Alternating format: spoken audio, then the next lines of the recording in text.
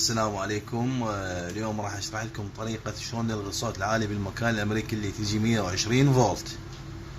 طبعا اكثر المكان الامريكي اللي يستوردوها من موقع الامازون تجي بيها العفو تجي الفولتية 120 فولت، واحنا الكهرباء مالتنا تجي 220 فولت، فمن يشغل المكان راح يجي بيها صوت كلش عالي ومزعج. طبعا شنو الطريقة اكو محاولة تجي جاهزة من موقع الامازون وهي الماكينة بس سعرها $40.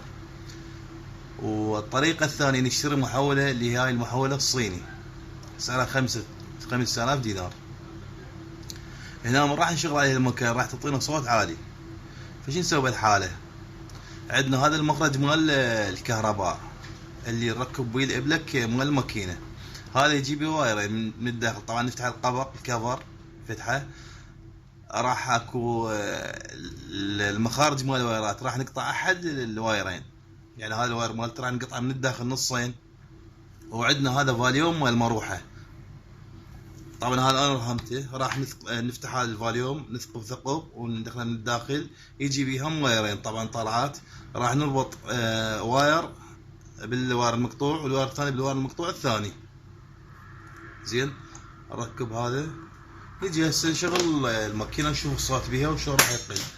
طبعا هو الفرق اللي عندنا هم 60 هرتز واحنا عندنا 50 هرتز. هسه هاي الماكينه 120 فولت، راح نشغلها نشوف الصوت. اكثر المكان راح يجي بيه هذا الصوت.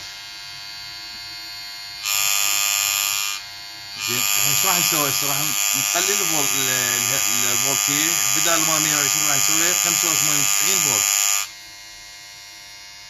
طبعا بس هاي نتحكم بالفره. هسه الماكينه تشتغل طبيعي. زين نرجعها على 120 راح نشوف الصوت. نقلل الفولتيه، هسه الماكينه تشتغل طبيعي. وهاي امامكم. هسه الصوت عندنا اختفى.